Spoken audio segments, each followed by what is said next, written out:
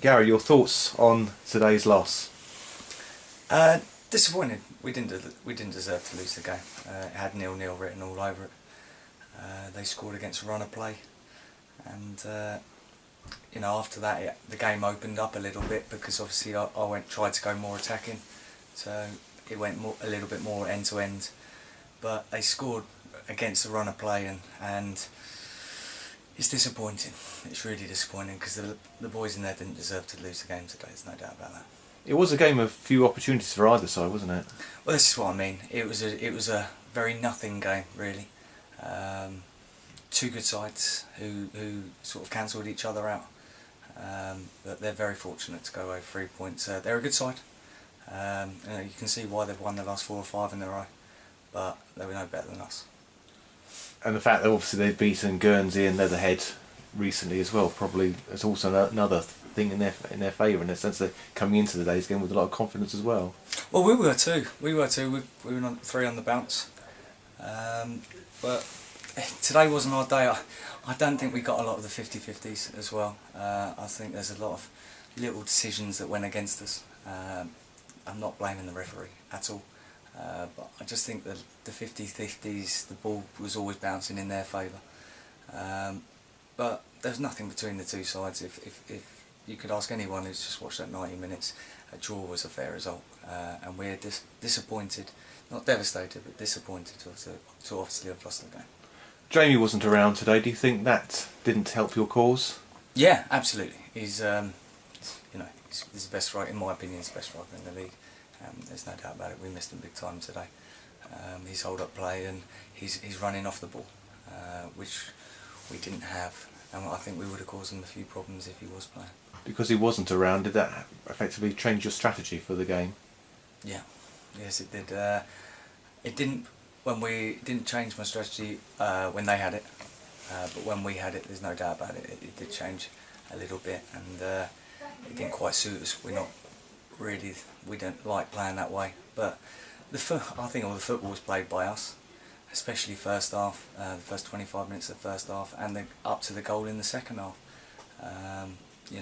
We were the team trying to play, and even though they've got a reputation of playing football, they didn't play a great deal today because we didn't let them. Their goalkeeper was kicking it off the deck or out of his hands constantly. He never got through it out or played out, and that's credit to us, but credit to them because they won the game. You spent most of the time watching the game from the stands. How was that for you? Well, I wanted to watch the game from the stand. I had one a few weeks ago forced on me, and I really enjoyed it. You see a lot more of the pitch from up there. If the longer the game stayed 0-0, I probably would have stayed there, but because obviously we went 1-0 down, I had to get back involved. But Ian Varley and Rob Franklin I trust, so I've got no problem there, and I was only in a stone's throw away from the chat from them anyway. So, and like I say, I do most of the team talk and before the game and at half time anyway. So nothing behind it really. Just different point of view. On the subs bench, there was 3 of the juniors available to you, but no Tom Franklin and Ryan Marriott. What can you tell us about that? Ryan Marriott's working away, and Tom Franklin has signed for Crawley Down. Was that expected from going to Crawley Down? Yes, I arranged it. Yeah. So are you going to get someone in to replace him, or no? With the players that have come back in and the players that are injured that have come back in, I'm quite happy with what I got. It does look like I've lost Jamel for a couple of weeks, which is disappointing. But hopefully the rest I've had tonight, I'll be able to be back for Saturday. And I thought Ryan Woodford in centre half was excellent today. Really excellent. I thought the back 5, I've got to be honest, I thought the back 5 were excellent. But we're a little bit lacklustre in their final third.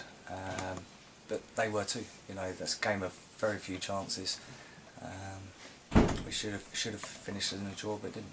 You mentioned Jamal. What's the position with him then not being available? It's his ankle. He's had problems with it in the past, and he's very disappointed in there. He's very quiet, and he's just told me that he knows it'll be at least 2 weeks. So that's disappointing. So I'd like to finish a game with no injuries, but at the moment I can't finish a game without someone being hurt. But that's what a squad's all about, I suppose. and no doubt that means that you'll be on the playing field then against Folkestone Invicta next weekend. Yeah, well, I'll have to see the physio and I'll have to keep getting treated, and my knee will have to, the swelling on my knee will have to go down. But if I'm 60% fit, I'll play, yeah. Okay, thanks very much. Yes, thank